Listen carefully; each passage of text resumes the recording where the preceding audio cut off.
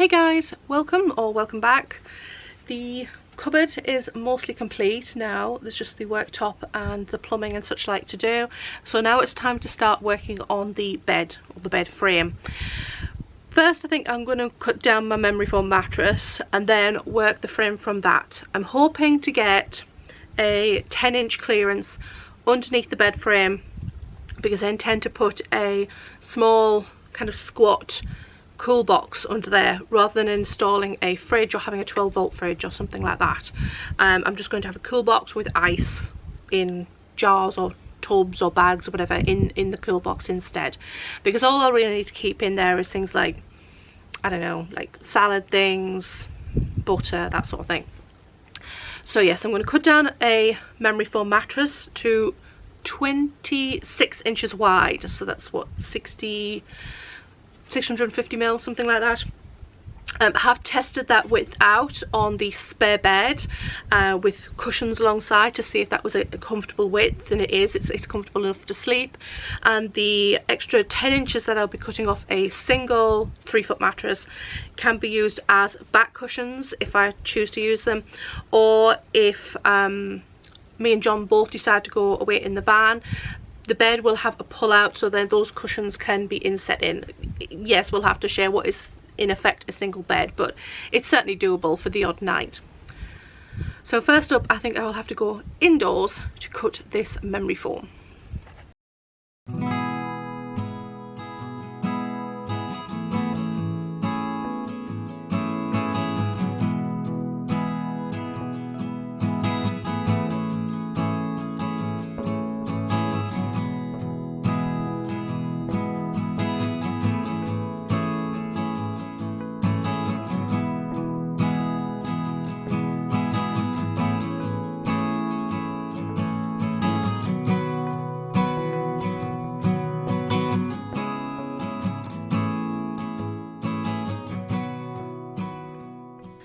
So I have measured and marked out where I'm going to cut this memory foam mattress.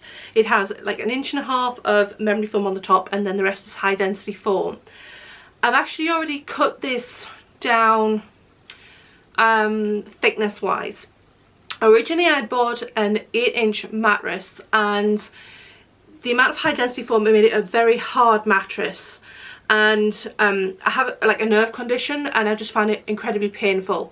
So instead of wasting it, I've sliced it through. I sliced off 3 inches of the high density foam, and now it's much softer. But even so, after I've tested it, I'm still going to be putting more of a soft foam topping on top, because even this I find quite painful. But regardless, so I have sliced it through, but I'm now slicing it to its width, which is 26 inches. And the knife I'm using is just an old like a carving knife. A lot of people use something like a bread knife, a serrated knife. I don't recommend that at all. I've cut a lot of pieces of foam down over the years with converting my Mini Cooper and the Land Rover 2 years ago. Cutting foam with a serrated knife makes a lot of mess. It makes little tiny bits of foam everywhere. It's as bad as polystyrene balls. And I think the idea came from people using an electric carving knife or an electric bread knife, which has a serrated blade to cut through, and I kind of understand why people would do that, but I'd much prefer using a straight edge blade. It makes a nice clean cut and it doesn't make half as much mess. Previously I've used my husband's kind of outdoors knife, which is just a straight smooth blade as well, but I just got him to sharpen this up nice and sharp in the workshop to cut through the foam. One thing I recommend with cutting foam is try to keep the room that you're in ventilated. If you're not outside, which I never am for cutting the foam, I like to try and keep in a clean area, is ventilating the room you're in, because cutting the foam gives off gases. You think, oh, that wouldn't happen, but it does. I find when I've been cutting it, it tends to make me cough. It just creates a smell in the room. You can smell it as well. It just creates, the heat from cutting seems to create a bit of off-gassing from the foam. So I highly recommend that. Make sure your windows open if possible, or certainly the doors of the room that you're in. For the amount that you're cutting, just opening the door should be plenty though. So I'm just about to get started with this. I don't have a straight edge in here because the straight edge has gone walkabout, so I don't know where it is. So I've marked out lots of dots along my mattress and joined them up with a line, and I'm going to freehand it, because in reality it's not really going to make that much difference as long as I keep to my line. Also, long straight strokes are much better than trying to sew. You're trying to reduce those little bitty bits going everywhere. So keeping long, smooth lines, best way of doing it.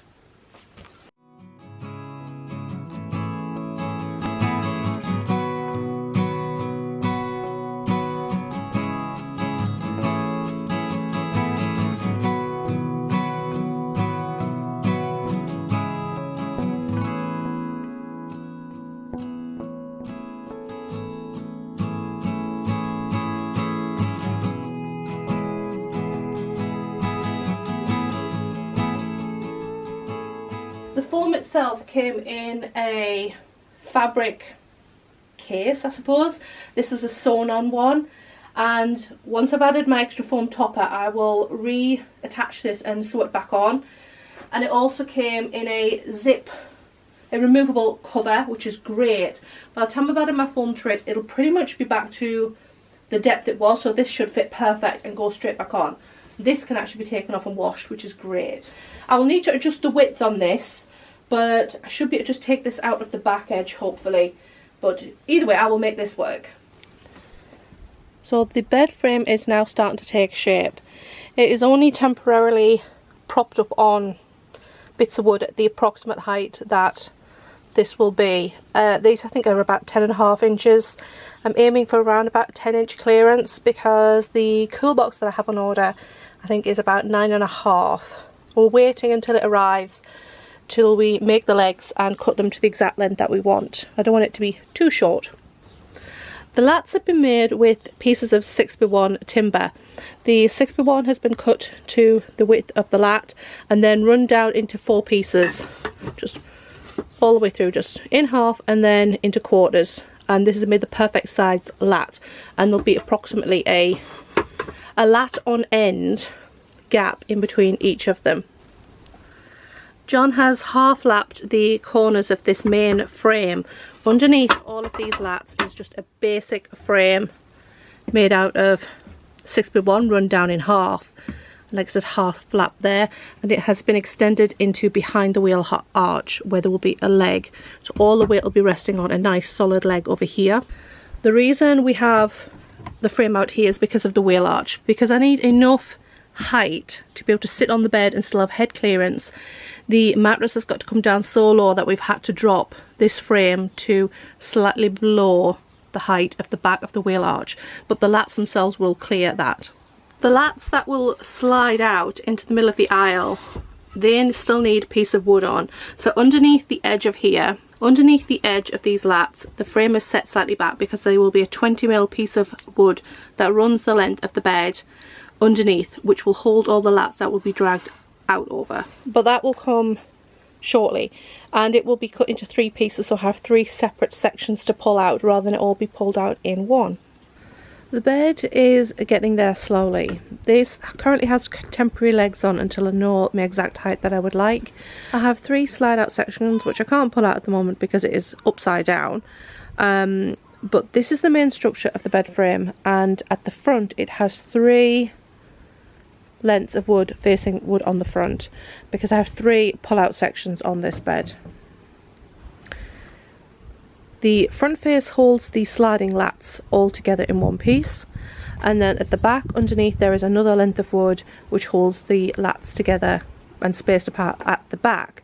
And to stop them dropping through when the lats are pulled out, there will be a 3rd length of wood that runs the entire length of the bed, that's this piece, fastened at both ends and fastened to the fixed lats so that when this pulls out the lats don't kind of tip through into the bed.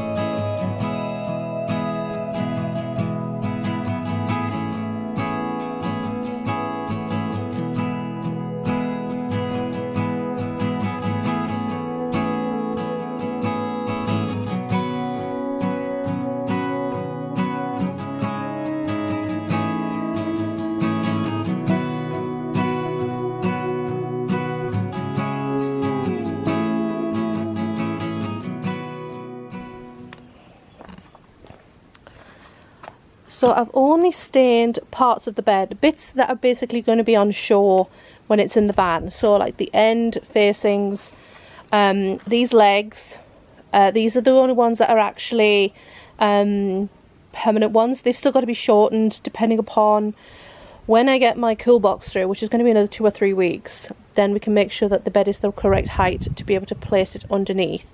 So these legs are all just temporary, but I still want to be able to test the camper out in the next 2 or 3 weeks. I don't want to have to wait just because of a cool box. So they've got temporary legs on.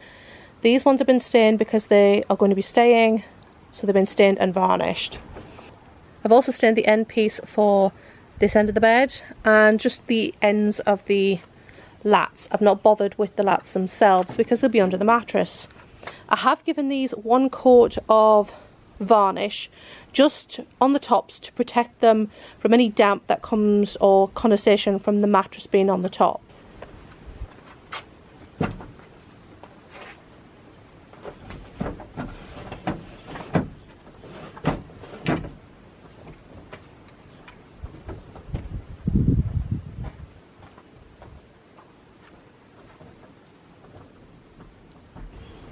So that is the bed complete and the mattress fitted in. I had to nip off a wee corner where the pillar is for the seat belt, just so that the bed fits flush against the wall properly and in line, but it is now done.